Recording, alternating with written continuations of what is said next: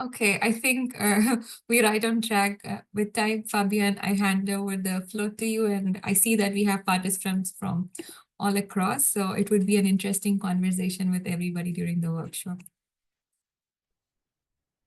Yes, great, thank you. Hello, also from my side. Yeah, as you just said, it's always great to see how huge the whole network of system innovation is, and how diverse the people are who are interested in all these topics. So yeah, thank you again for having me today, and yeah, the opportunity to show you a bit about system mapping and the toolkit we developed. And for that, the structure of today, I just maybe jump right here. So in general, the content which we have today is on the board so that you can have a look at it later also for review. How we structure the session for today, it's basically a bit about an introduction about what system mapping is all about, just really on the high level. So as you can imagine, in 1.5 hours, there is not much time to go into depth into the topic, but you can get an idea of what system mapping is or how we use it, and also an introduction into the toolkit.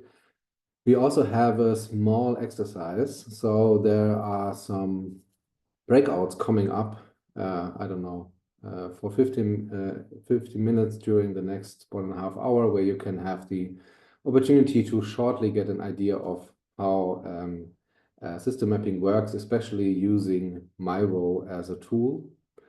And so it will also be a bit of interaction there with the other participants which are joining us. To get started slowly, I will shortly introduce myself and also the System Mapping Academy. For that, let's try out the presentation mode. Perfect.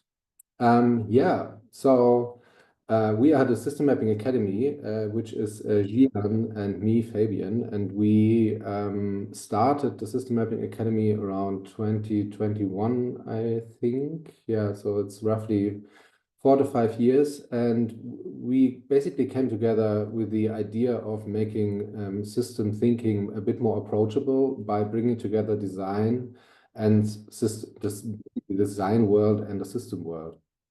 And yeah, we are offering training, capacity building, and also running some projects with clients on system mapping. And I also have collected some examples for you to have a look later on.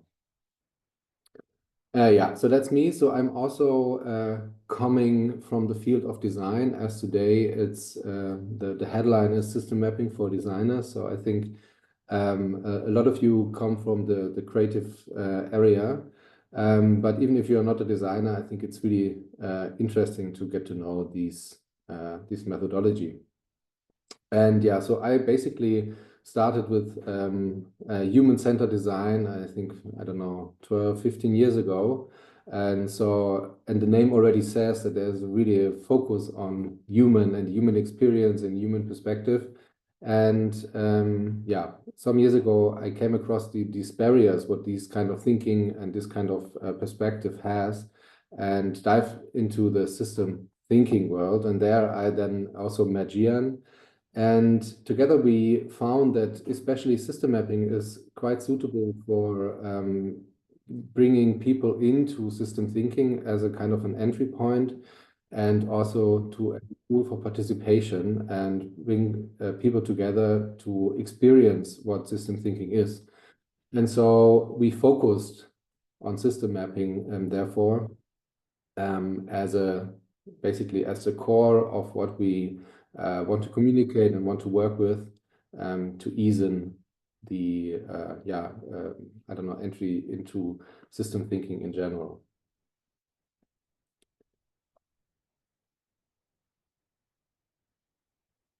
And Yeah, I think knowing kind of a bit about the System Innovation Network, so maybe some of you already are familiar with system mapping. There are also great tools out there from the System Innovation Network and also guidelines and so on. So I just will keep it quite high level for today and also have a bit of a focus on designers and why it's interesting for designers to use system mapping. But let's start in the beginning. So what is system mapping? System mapping, it's a map, and it helps us to structure and visualize the relationships with the goal to understand the system as it is at the moment. So it's really focused on analyzing the current status of the system in order to then improve it and to find leverage points and to ignite some change into the system. And here on the right side, you already see there are some elements. There are arrows and there are plus and minuses. So all these elements I will give a short introduction to you in a second. So what it really helps us is gain a bird's eye perspective. So you can imagine if you're looking at complexity and on systems, it can be really overwhelming. And system mapping helps you to visualize this complexity somehow, and you then at least can start to grasp some elements there and to draw some new insights from seeing these complexity. And so learning about these underlying structures and yeah, seeing also the dynamics maybe which lead to some bad behaviors or harmful behaviors in a system. And like I said, it's also a really good tool to bring people together and to jointly map out a system and map out the complexity. And in this process, it really helps to create shared understanding between all these people who are involved. And so it's not only the map in the end, which is the result of system mapping, at least for us. And if you do it participatory, it's also the process in which you are creating the system map. And yeah, of course, in the end, if you have this picture, it then really helps you to understand root causes and yeah, in order to find some kind of places to intervene.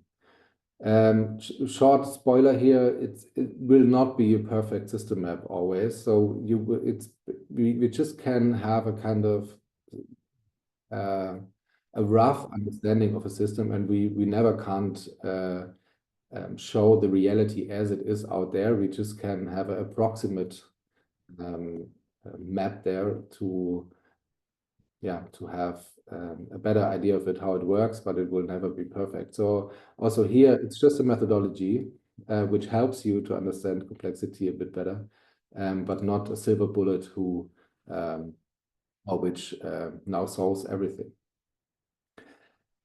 Now let's have a look shortly at the design and what design has a role in all this.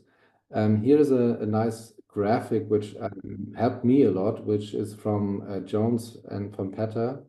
And he had a look at the design, different design versions, let's say, starting in the 50s from a kind of a simple design as craftsmanship, where you start to create products and so on. Then in the year 2000, we are starting to speak about design experiences like services and digital product development. And it gets more and more complex what designers are working on. And so we have also something like Design 3.0, and he's calling this for organizational transformation. So thinking not only in a product, while also thinking about organization and designing organization and how people are working together towards the most chaotic and complex areas where it's about system change.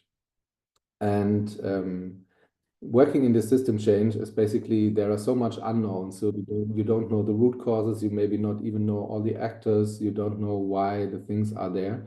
And so here in this area, service design and systemic design playing a huge role. And system thinking, you can say, is part of systemic design. Also, this term is not, so there are a lot of definitions out there. It's also quite young.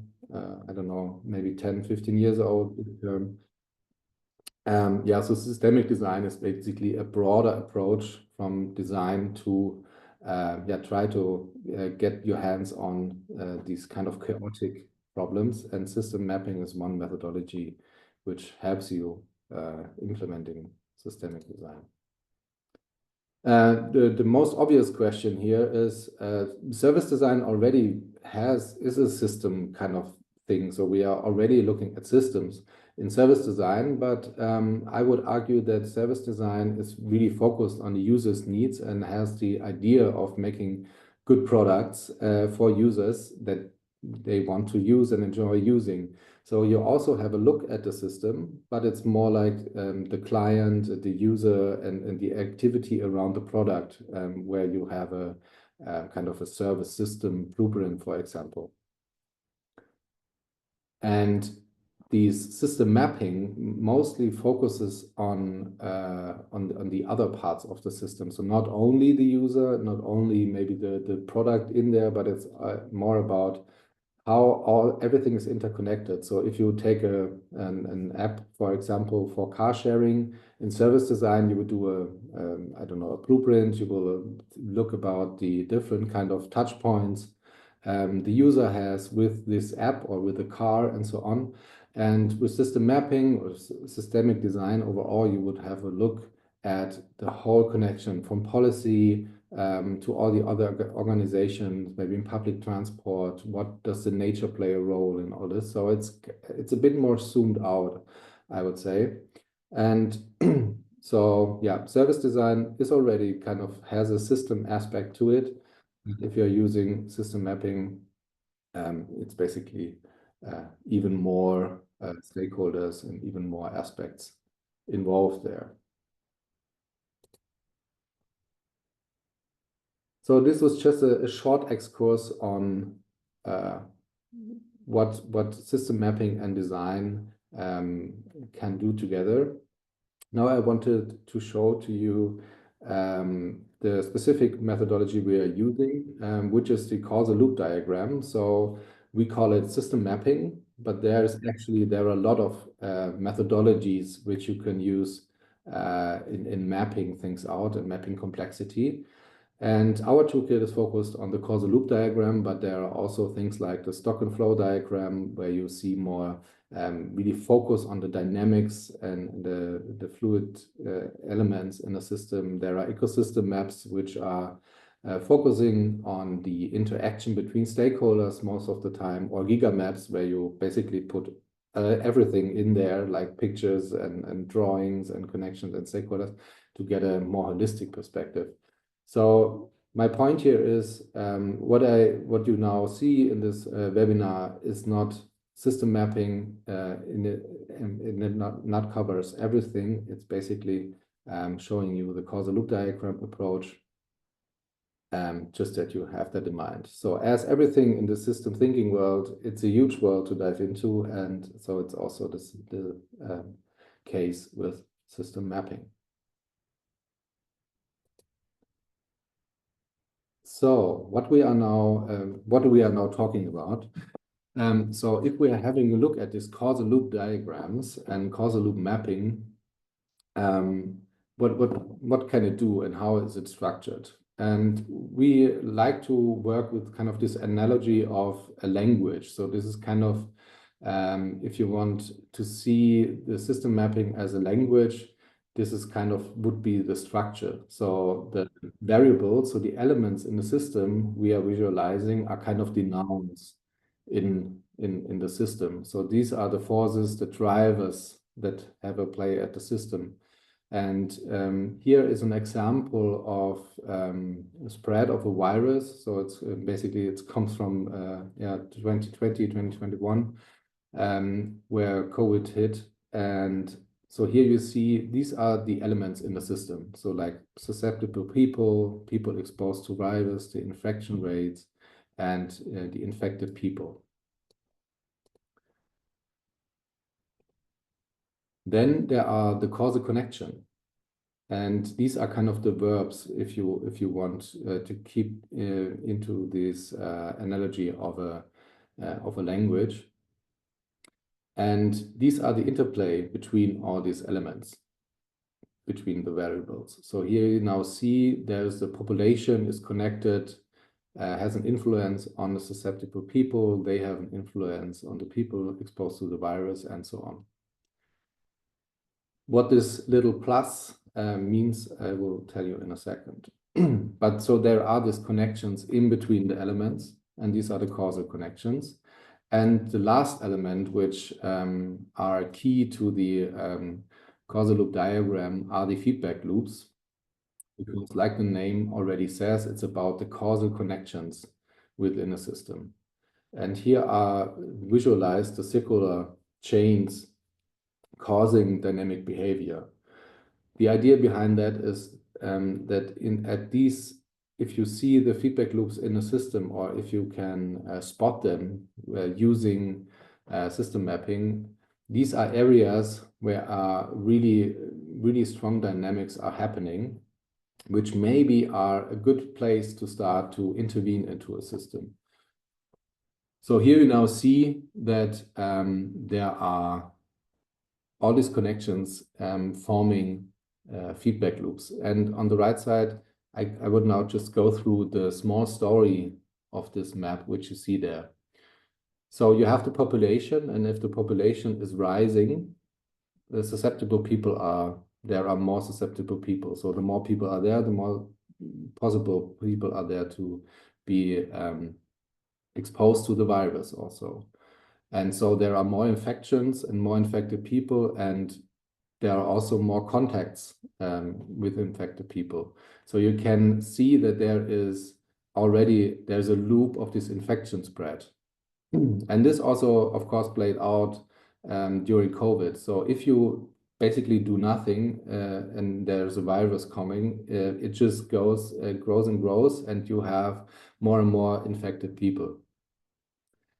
And in this loop, you see that there is kind of a balancing element to it, which is that the more infected people, the amount of susceptible people is going down. So the more people are infected, the less people can be affected in the future. And so you have kind of this idea of a herd immunity, if you remember. So there was the idea, if everyone is infected, then the virus is gone away. And these are kind of balancing aspects here. So we have feedback loops which are just growing and growing, and we have feedback loops which are balancing out a system. There's actually quite a lot more to feedback loops, and it's also sometimes not really easy to grasp this context or this concept in this short amount of time. So yeah, if you want to dive into it more deeper, you find a lot content there on feedback loops, also in the System Innovation Network material, but also in general on the system thinking libraries there. But for today, I want to keep it a bit more simplified to just get an idea of what system mapping is capable of. We are just sticking to variables and the causal connections.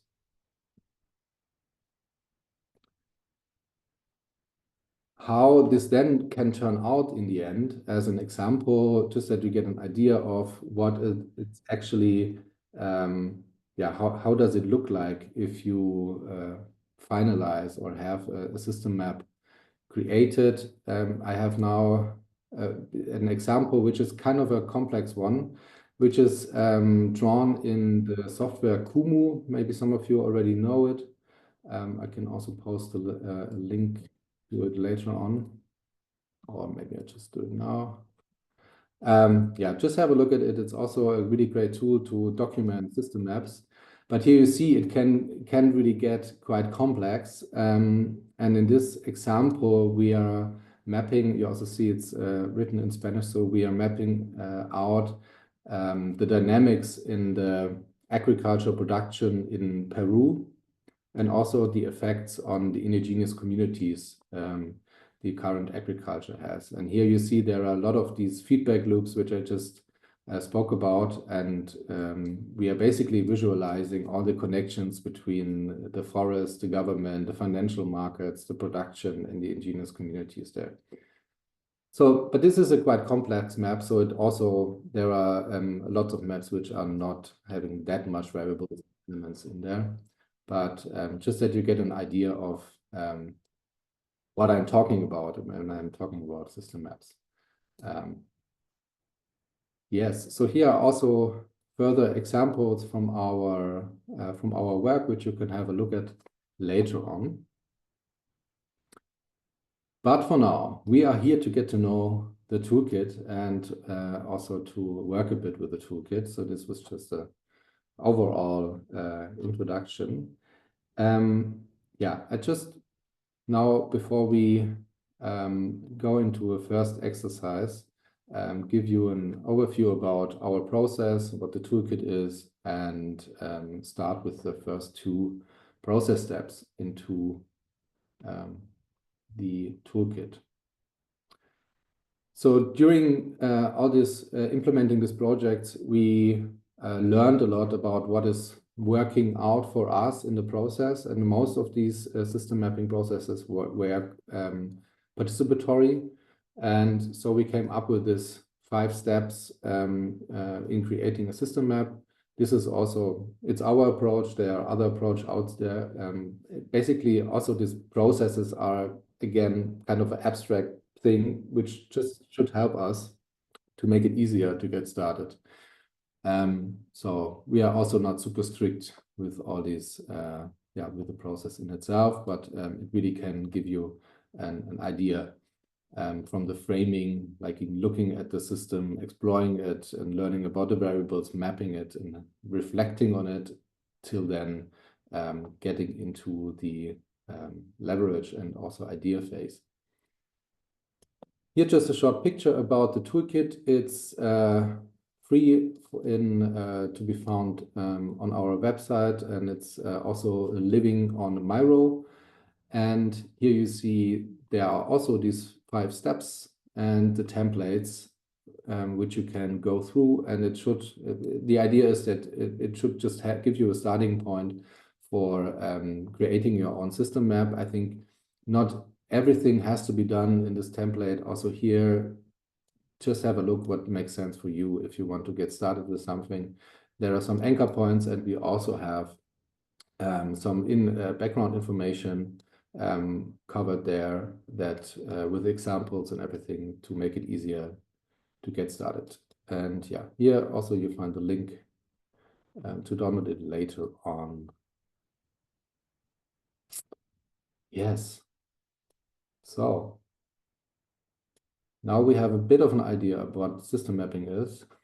And now I would like to give you an overview how we start. If we are starting with such a project, no matter how big or small it is, we are always starting with kind of a framing phase, which I think a lot of you maybe are working in kind of projects or running programs or something like that. So in the beginning, it's always good to get a joint understanding of where we want to go and what we want to do. And that's also the case for system mapping. And here in the first part of the template, we are having the problem statement, which is basically asking the question, okay, what do you really want to do? And what is the research question? And what do you want to achieve with the system map? Because there are also different kind of approaches and what you can use a system map for. You can say, I just want to get fast insights. I only have, I don't know, half a day or 2 hours. I just want to get insights. Or maybe you want to bring people together and more have a kind of a stakeholder activity to strengthen their connections. So it's always good to think about this, what you actually want to achieve with it. And then there's also the boundary, which is kind of a tricky thing in the beginning, because you have to think, or at least it's really helpful to think about in your topic, what do you want to include and what do you want to exclude? Because as you maybe already experienced in complex situations, it's like this feeling of being overwhelmed. So if you say that this is connected to this and this and this, and that there's the policy, and there are, I don't know, the retailers and so on. So it's really hard to get started if you're not setting kind of a focus in the beginning, and that's what we're also suggesting here. To make it a bit more easy for you to understand and also to enable us to make a later on a short exercise, I have brought with me a small case study, which is really a small one and an easy one to just get started. And I chose the research question of what drives a positive mood within a department. So I think every one of you can somehow relate to it. So you have people in a department or in a team, and what sometimes the feeling in the group is good, sometimes it's bad, sometimes there are it's stressful times, and sometimes it really works well. And so this will be the topic which we want to explore with two small exercises, just to let you already keep it in mind. And here a short example of how we now would say it's really easy, how we would draw boundaries. And we could say, okay, in this case of this question of the mood in a team or in a department, we could say, we want to focus on the culture, on the internal team. We maybe also look at, I don't know, things like mental health and an overall well-being, relationships, and so on. But maybe it's not so interesting to have a look at the suppliers or at the external market dynamics and so. So here, it's really good to have these conversations within your team or with yourself, depending on how much people are involved in the process, to think about what are the things you are most interested about. It doesn't mean that the other things are not coming later onto your system map, but it's just as a starting point, really helpful here. So this is now kind of the thing to get started, to have first discussion about the system and about the challenge you want to map.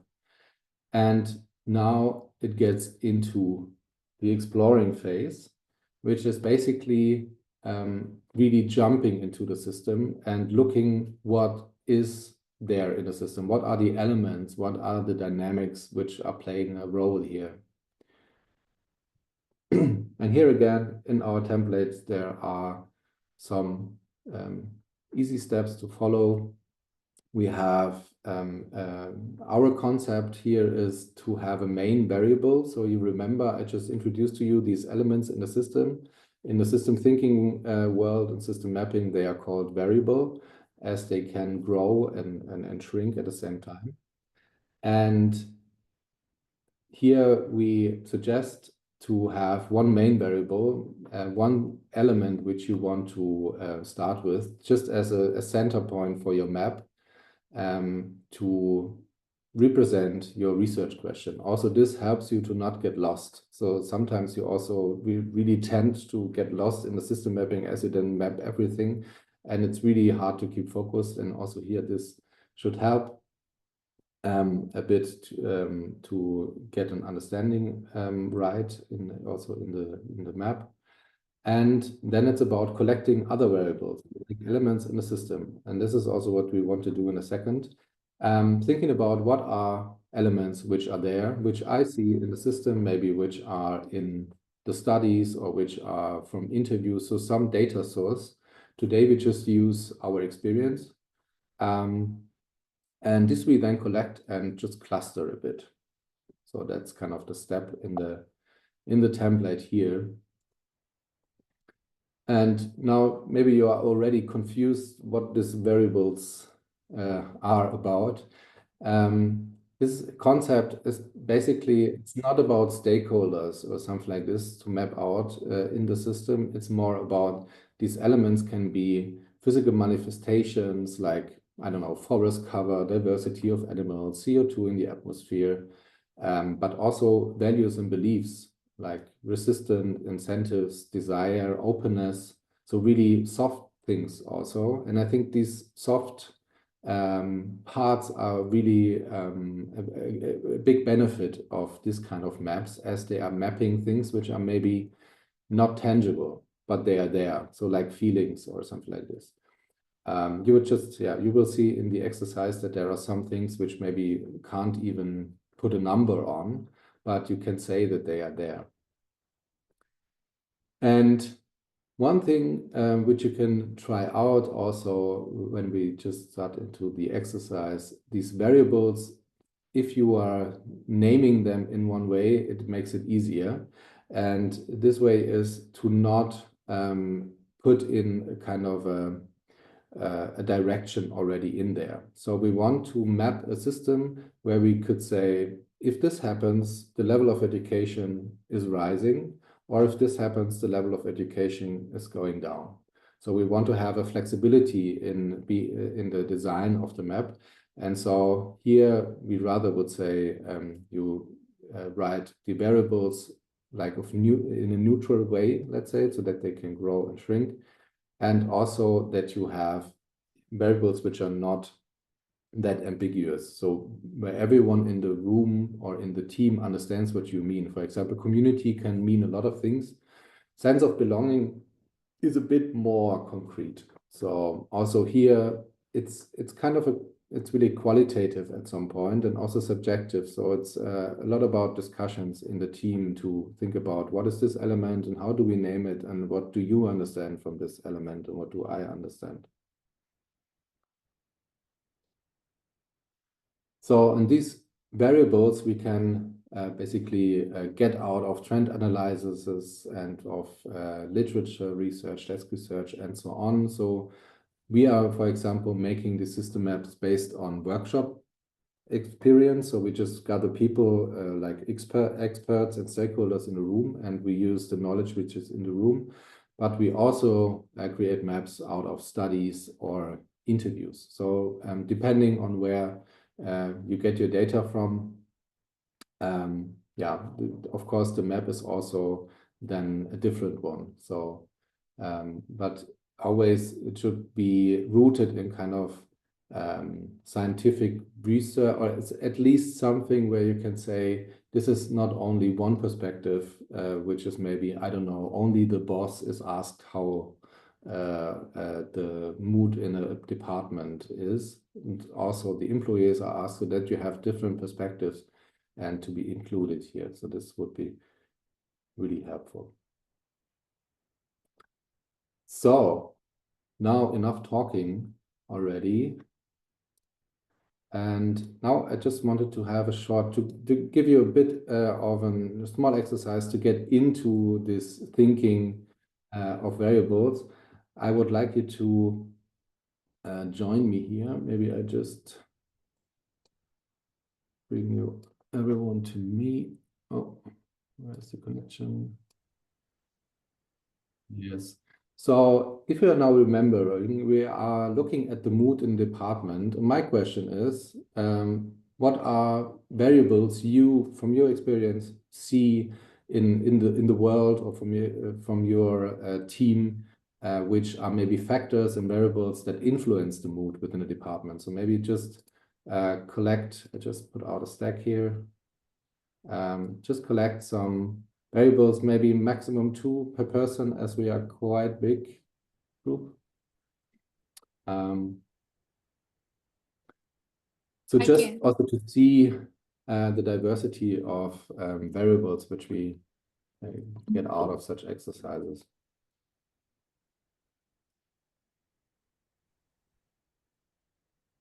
Shortly jump to, no, okay.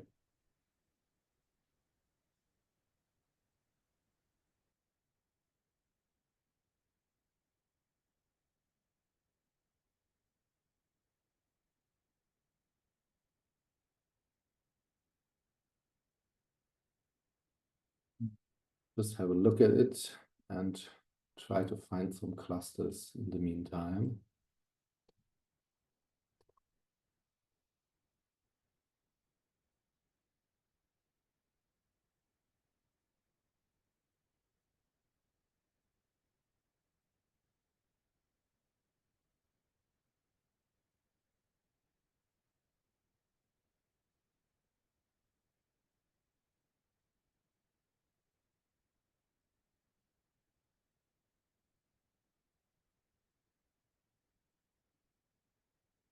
actually quite a good setup here, as we are so a diverse group from all over the world. I think, yeah, we really have a good amount of different perspectives today here.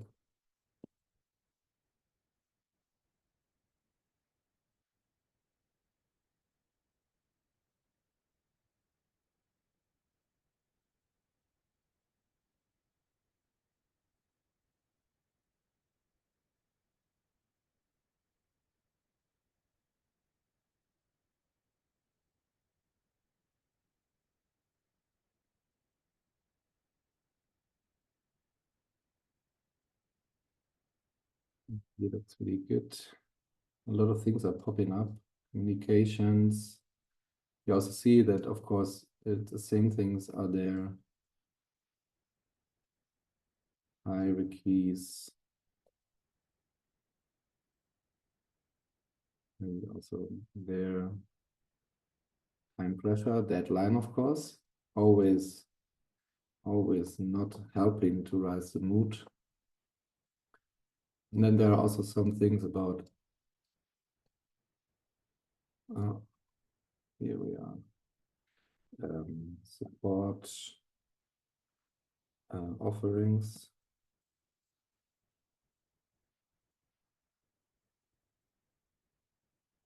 Peer support, so also seeing here power dynamics. So you see that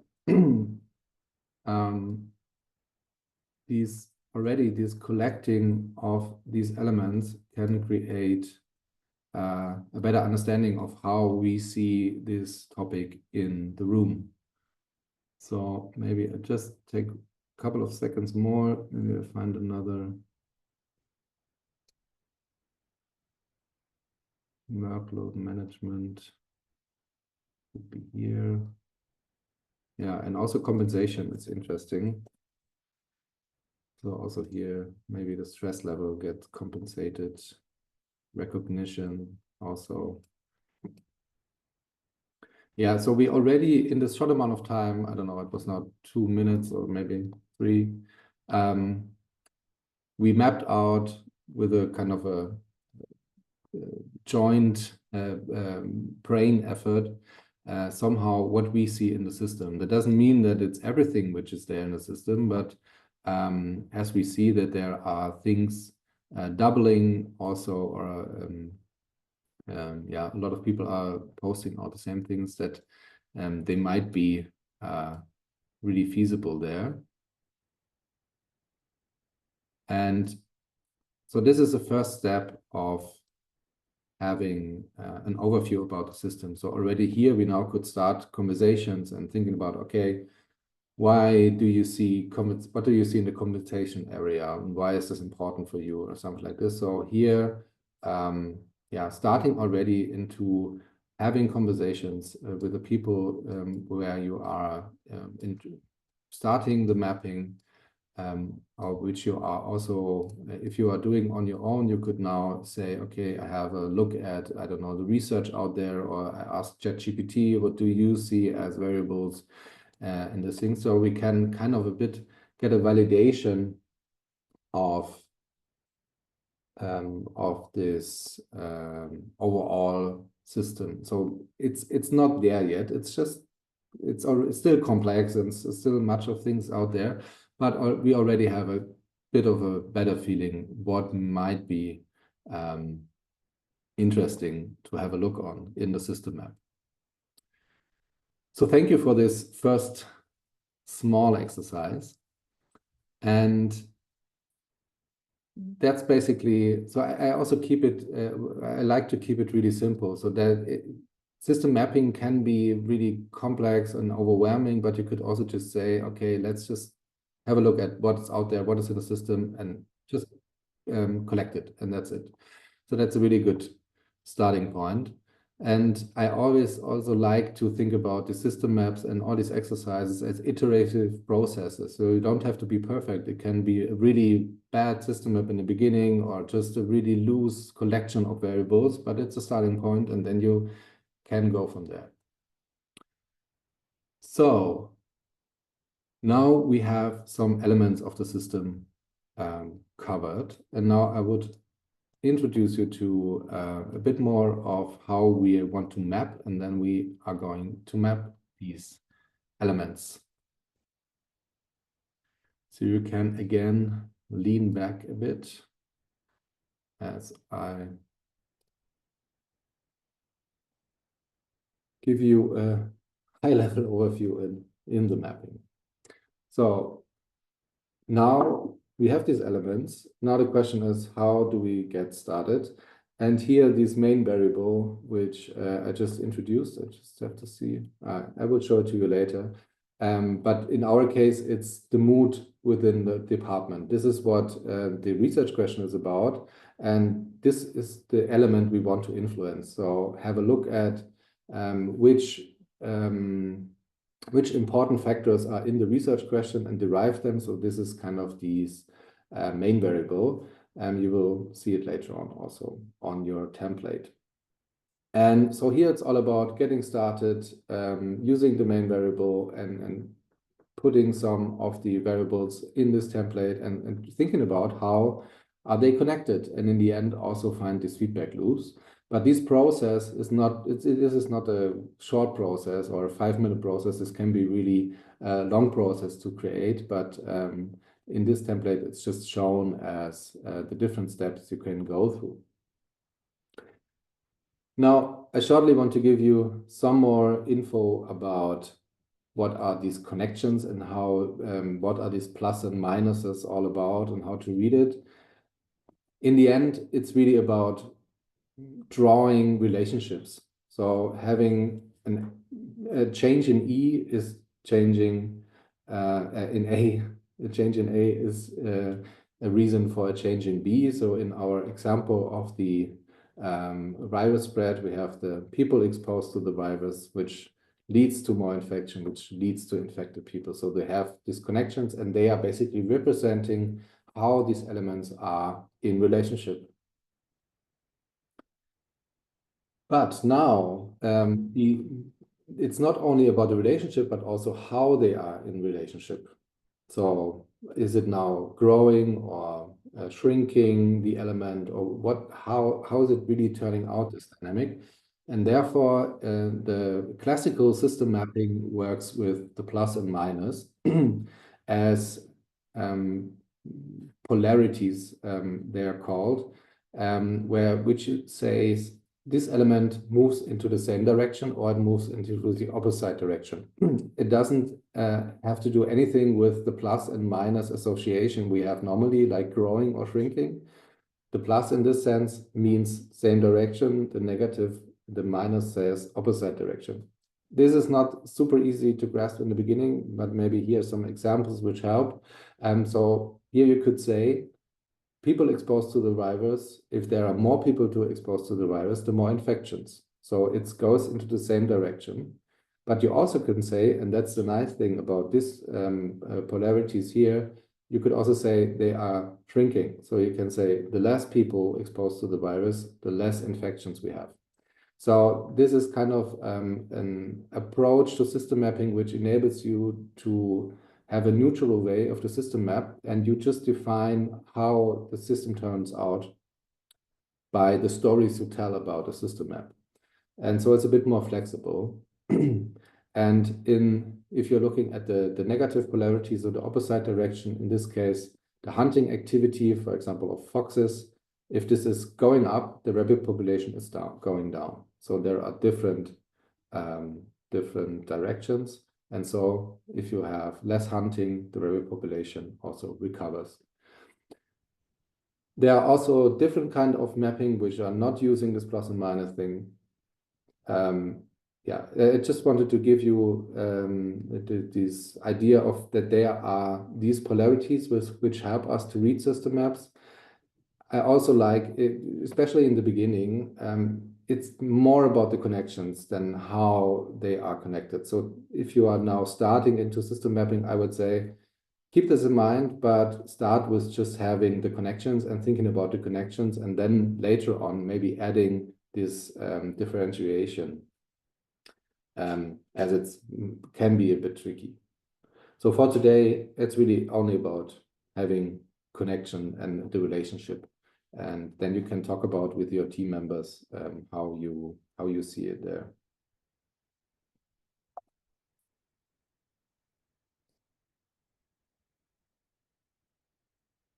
Yeah. Okay. Yeah. No, it's basically, this is, you can have a look at these maps later on. Also, this is basically the example also of the feedback loop I just showed you before.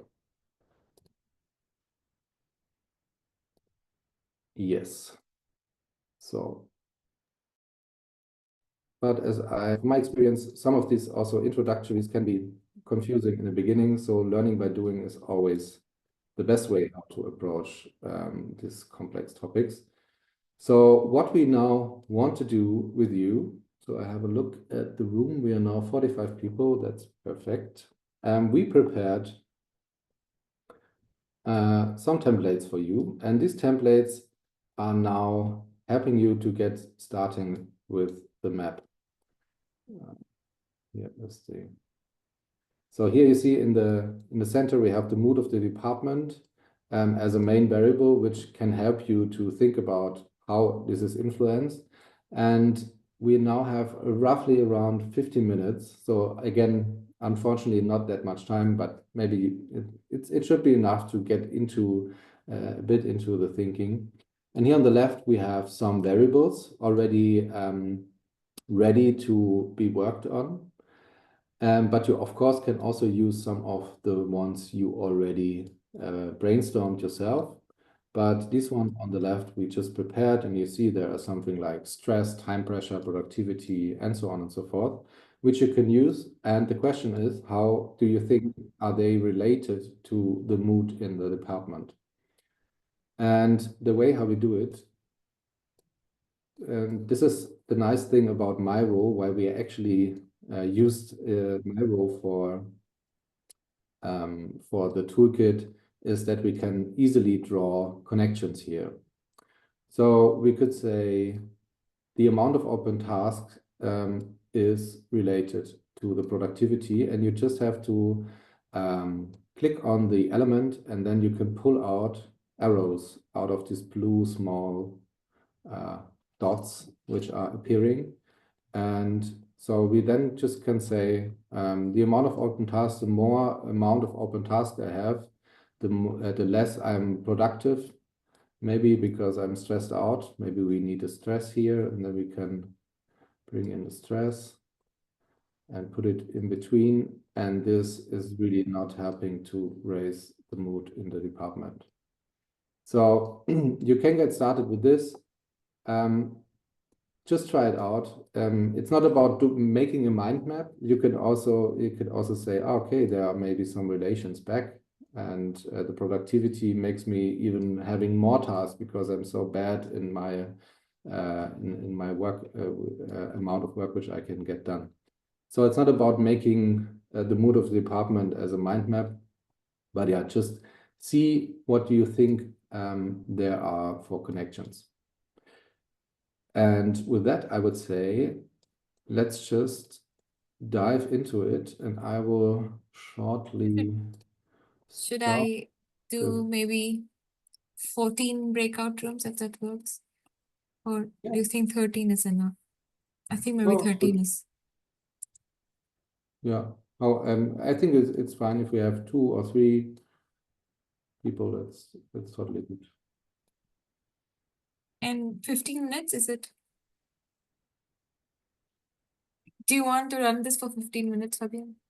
And yes, let me just shortly check my schedule.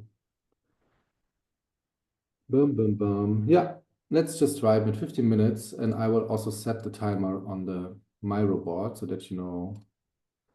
And yeah, we have numbers on the boards. So ideally, your breakout room has a relation to the board. But yeah, basically, you see where are people, and just pick another one. And Okay, yeah, there we go. are there any questions or issues for this exercise? Otherwise, we just would throw you into the breakout rooms, and there will be hopefully someone to support you there. Okay, then we meet each other in 15 minutes. Great. Have fun.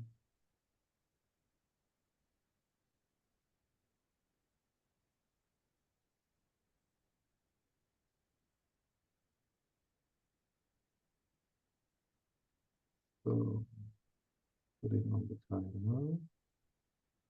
Okay, I think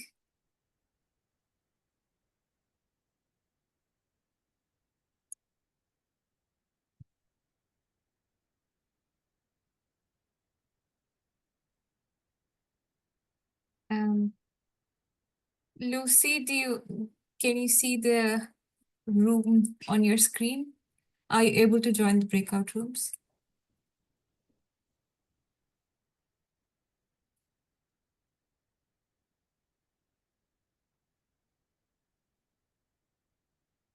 Maybe the people are not actively there, but I see that all the rooms have at least 2 persons, which is good. Maybe I'll move the ones with only one to another room so it's easy for them.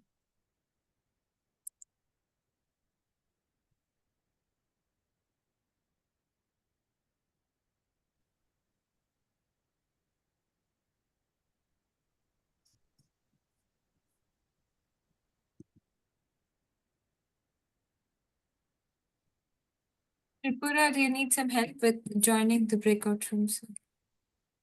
So I went into the room number 8 and there's no one else. Yeah, let me assign you to another room. Give me Okay. 1 minute. I'm sending you to room 4 if that's okay. That's fine. Yeah, any room is good. Thank you. Okay. Also with a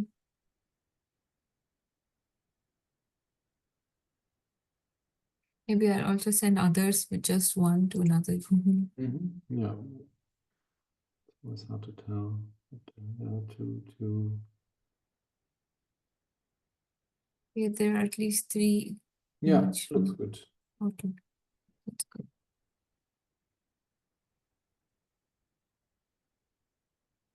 All right.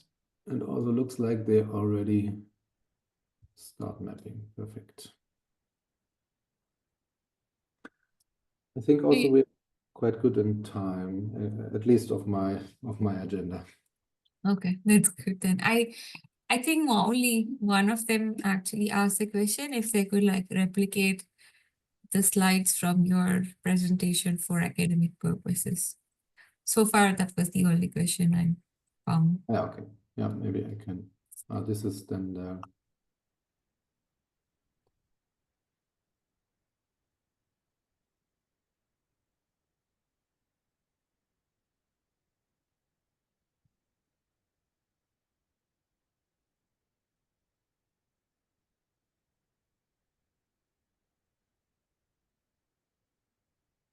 yeah, so I can shortly answer them. And welcome people back. Yeah, you can just bring them back, then they are back on time.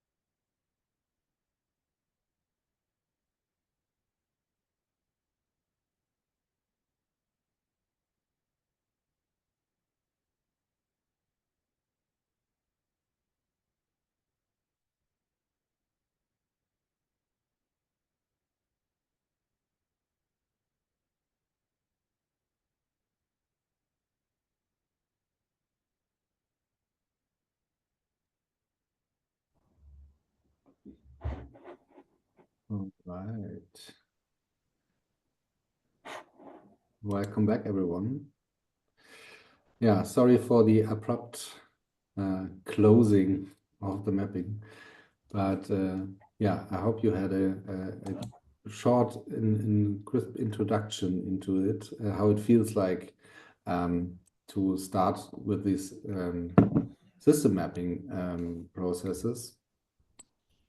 We also have a really short amount of time for reflection, because I think it's also interesting to share with the others what were the things you were experiencing. And for that, we have on the board, I again will just bring you to me.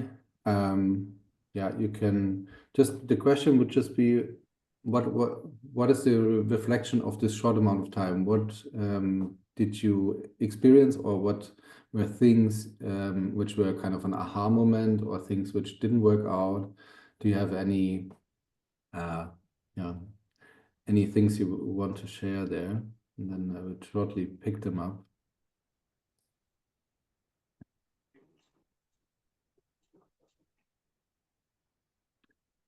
We also will have a bit of time in the end for questions maybe, but yeah, for now I will just I could reflect on it. comment if you're looking for comments. I found it really interesting that not only did it help show relationships, but it helped go into depth on what do we mean by this, and what, yeah, that it got more refined as well as more connected. Yeah, so it's actually if you think about mapping, it's just a visualization, but actually it's kind of a conversation starter, I would say. So it really helps, even if you maybe not even use the system map in the end as an artifact, this can also just be the value of it to start conversations and to get more clarity within a team. Thank you.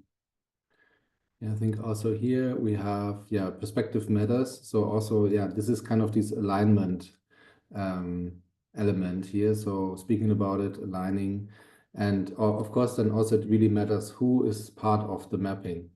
And so if we are doing our projects by our own, let's say, we try to incorporate as much different data points as possible. Ideally, we have a big group of people which have different perspectives, or different experts we can involve.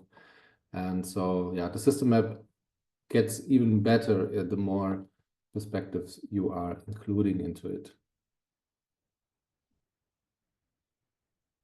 Yeah, here I see also assumption and hypothesis. That's actually also quite a good point, as you, especially if you are doing this kind of workshop setup, and if you're starting with a group, it's really hard to not stick to assumptions and hypotheses, because someone just says, "Oh, this is like that. This is my experience, and this is my experience." So also working with these assumptions and hypotheses is a really good starting point.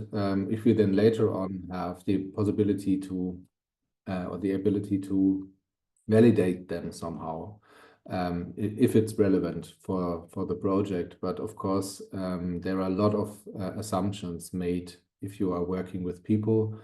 And if you are thinking about also with all our biases and all our experiences, we even make assumptions without knowing it, and just saying the world is like we see it. So yeah, keeping that in mind is really interesting. And it's difficult, yeah, when to stop connections. That's true. And there's also the danger of mapping everything, because if you can argue that everything is connected with everything in some way. So there's also the contra-intuitive moment in the system mapping, where it's about reducing again, or kind of simplifying, or saying, okay, this is the thing we are leaving out there, and which we are not talking about, because we can't show everything. Otherwise, we again have created a so complex map that we are not able to read it anymore. Yeah, iterating names of variables, that's also really good learning there. Here again, also names. Yeah, you see there are some also same experiences popping up.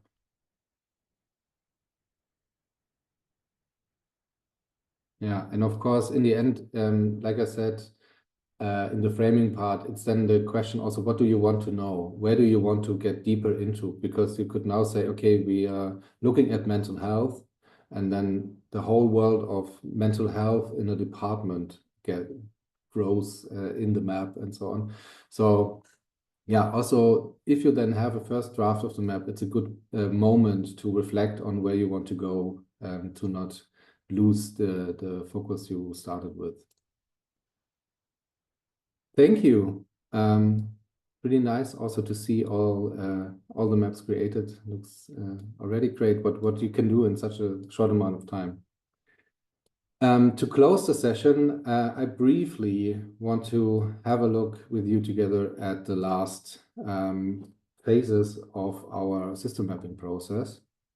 And I really would run through it quickly, and you have also the possibility, of course, to have access to the Miro board to have a look at it later on again.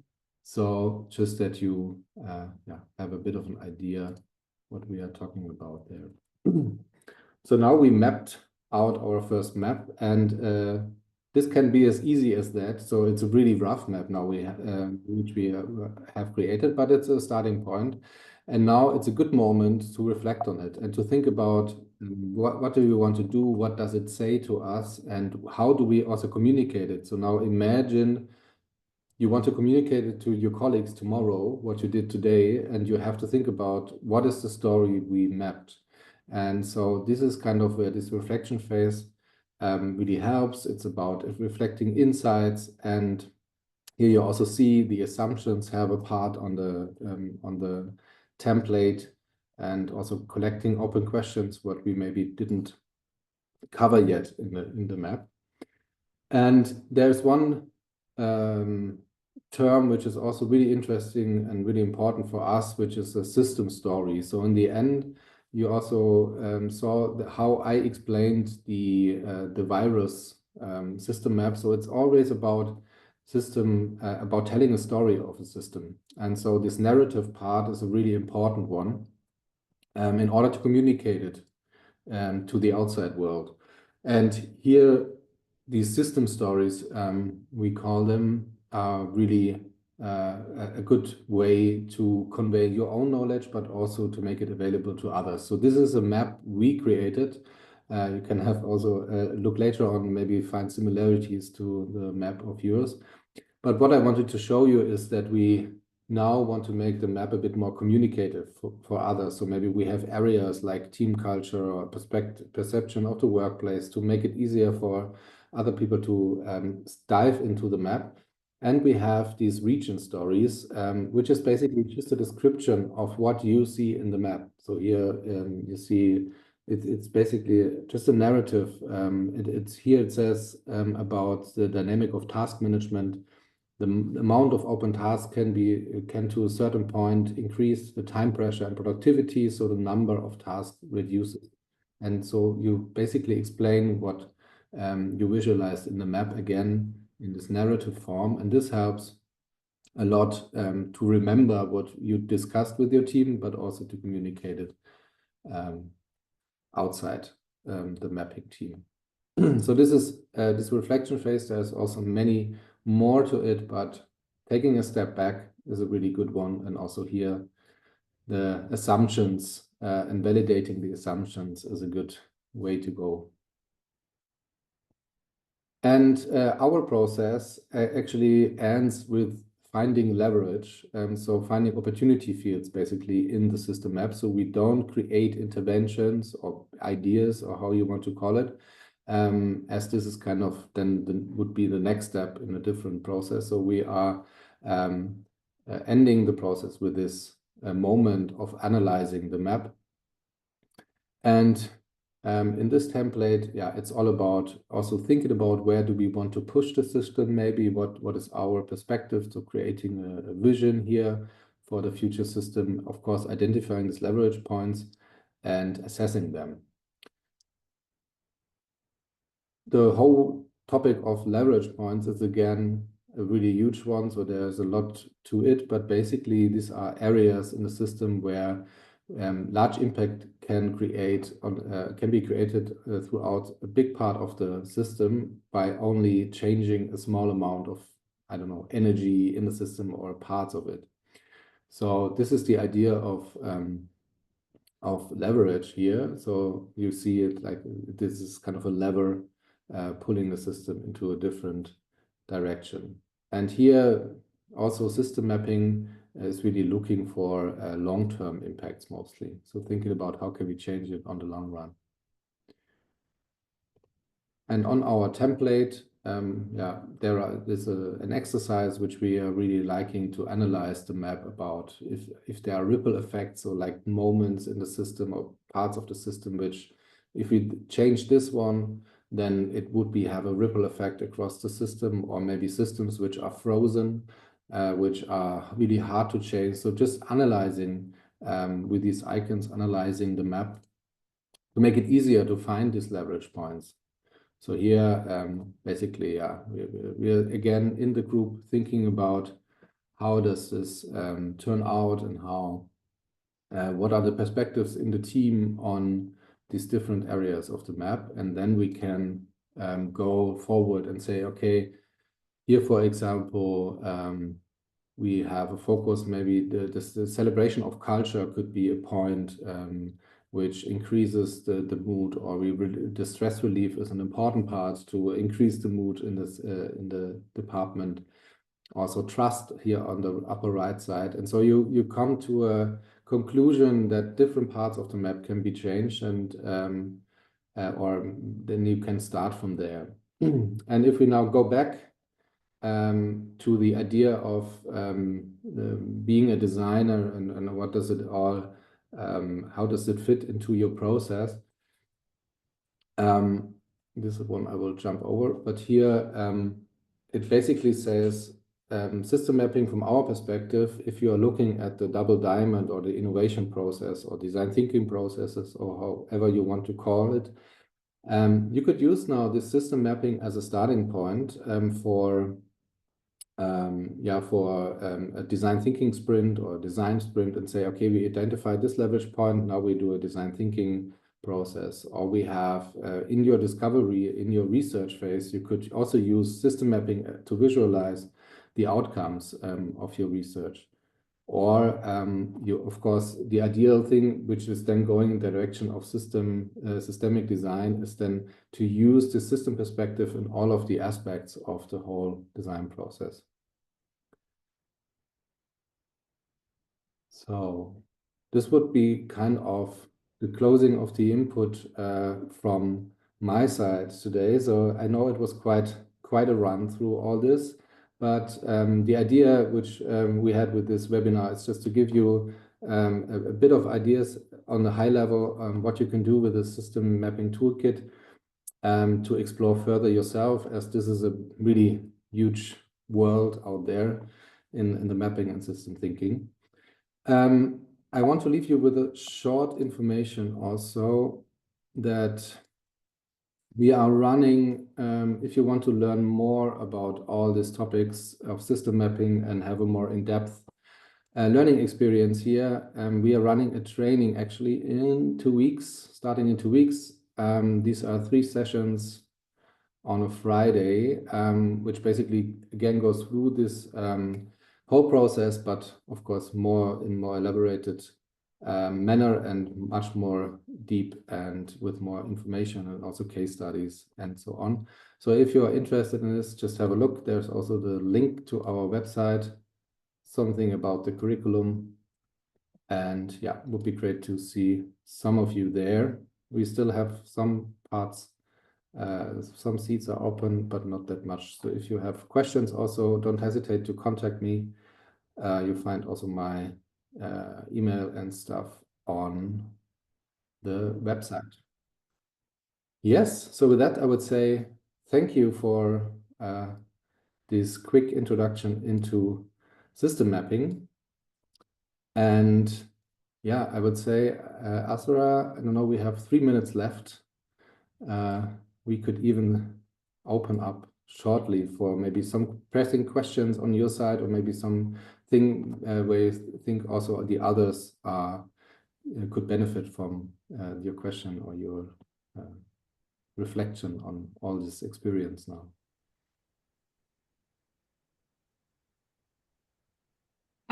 One question that I read in the chat was from someone who's asked if they could use the templates for academic purposes, if they could duplicate it. Maybe there was also another person who said thumbs up for that question. So maybe you can answer that. Yeah, so I would say, so the access to this template is there. If you want to use it for whatever purposes you want to use, I would first refer to our toolkit, as we also have the contents there. Of course, we don't have the explicit slides and so on, but so basically the open source material we are offering is the toolkit. But if you want to use it for academic purposes and so on, just write me an email and then we can discuss about it. Yeah. So I think it should be possible, but I think the access to this board will be remaining anyway, and you can work with that.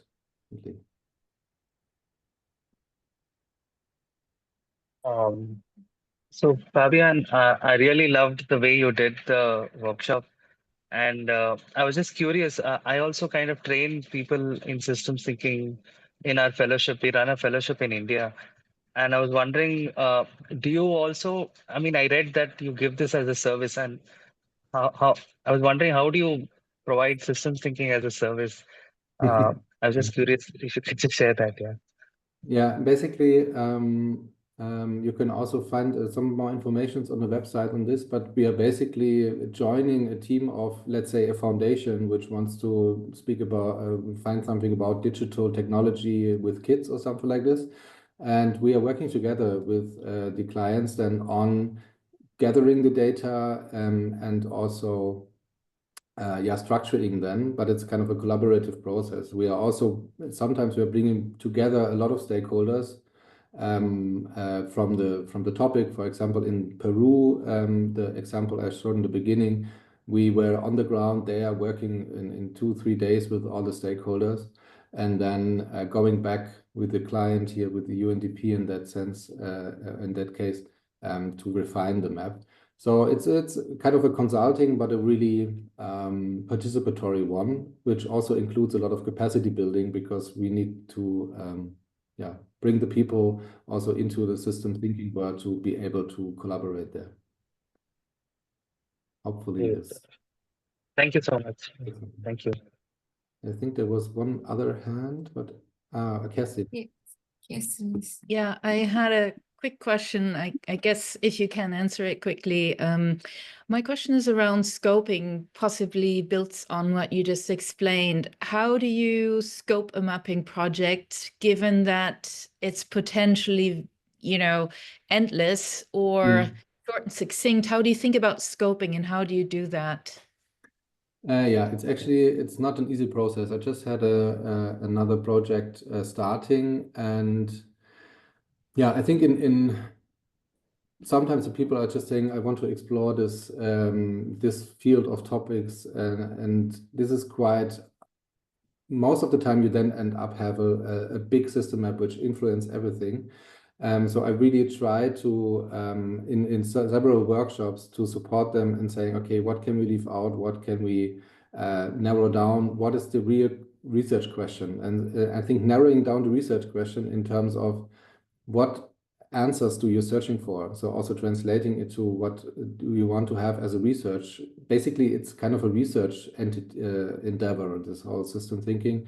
What are the answers you're looking for? And then you can maybe shorten or narrow down the perspective there. But it's actually not so easy in the beginning, especially because the people don't want to get rid of the complexity. They want to explore the complexity, but we have to start somewhere. And the most important argument is that you can get bigger anytime. So you can start small and then go from there. And that's really helpful. Even in this reflection phase, we are sometimes having experts coming in and doing more interviews on a topic which we then want to explore, and so on. So it doesn't have to be everything set in the beginning, so you can change it later on. Thank you.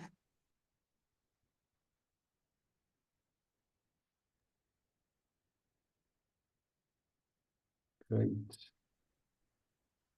Do we have any more questions for Fabian? I think we are drawing close Yes, to the I end. have one. It's the first time that I see in a in a very clear way the relationship between design thinking and the leverage points. It's a very interesting approach because you define what are the points in the process, in the classic design thinking process where we can use the mapping. And how, in your experience, could we take advantage of this process in a traditional design thinking? For example, defining a product. You have experience in that case? Yes, so it's actually, so the topics we are working on are mostly kind of the complex topics. So I don't have experience in let's say, I only develop an app or something like this, because it's more about, mostly it's more about the context. So the idea, what should maybe this product in the end have for a goal or something, where should it, in which direction should it go? If the clients have the perspective on it, that they not really sure in the beginning where they want to set the focus of the product, then it really helps to have kind of the leverage points, or identifying the leverage points beforehand.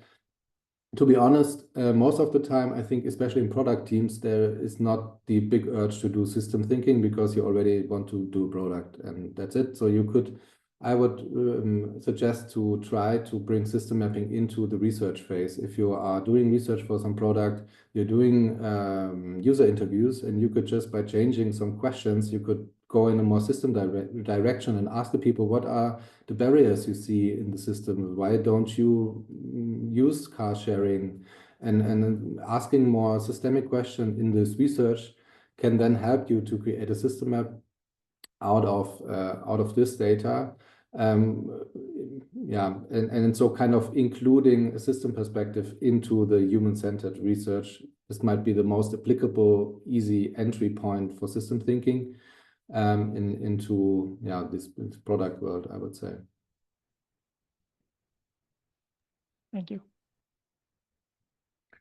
And there's actually a really now I will put it on the Miro board. There's an interesting book about systemic design, or some books which I can share them on the Miro board, so you can read it. So I think we have one last question from Craig. Oh, thank you. Can you hear me? Yeah. Great. I had to join late because of another thing, so I apologize for that.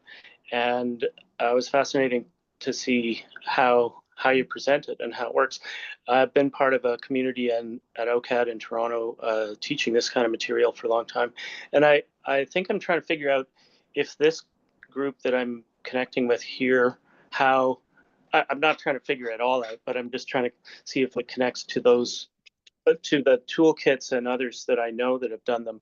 So that one of my questions was, is this the systemic design toolkit that's the Crystal Van El and Peter Jones worked on? It's probably a different one. Yeah, no, it's a different one. So this is actually focusing on system mapping. And yeah, the one which is NAMAN, so the agency of Crystal Van El, is focusing on is the broader aspect of systemic design. But it's a really good, I don't know if, I will also put it on the Miro board. So they really did a nice toolkit, which is more about not only mapping, but also going further into strategizing topics and so on.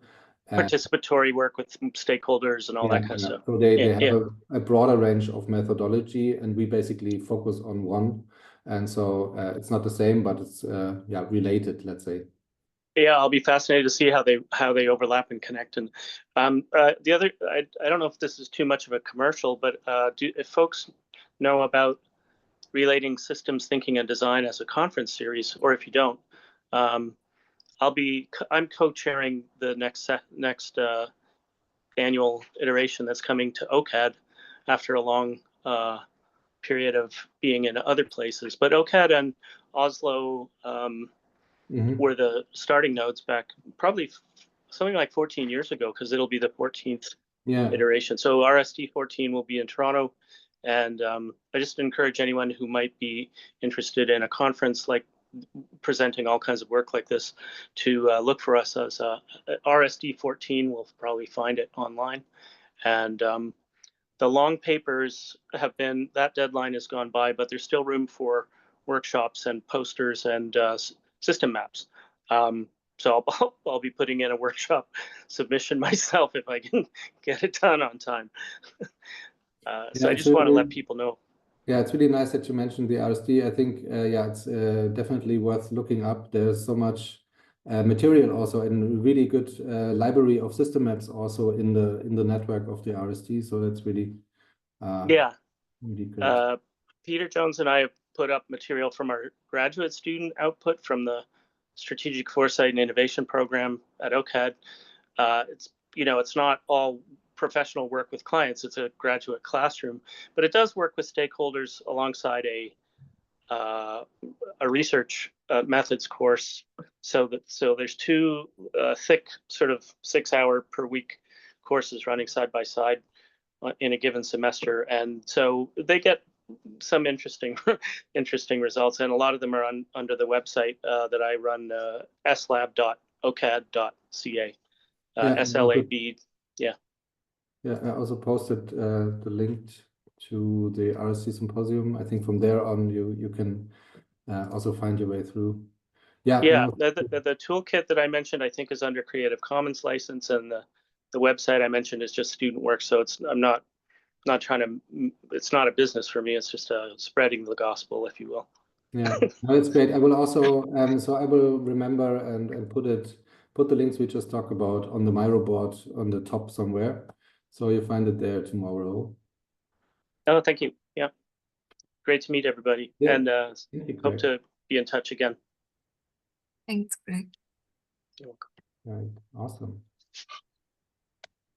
Yeah, with that, I would say thanks everyone for participating. It's really great to have such a big, diverse group enjoying some mapping on this afternoon. So have a good day. And yeah, if you have any questions, don't hesitate to contact us or the System Innovation Network. We're happy to chat about all these topics. Yeah. Thank you everyone for joining. So I will also post the recording for all of you tomorrow on the LinkedIn page of Design Hub. You can just check out there if you missed anything or if you'd like to go through the process again sometime. Thanks everyone for joining. So. Ciao.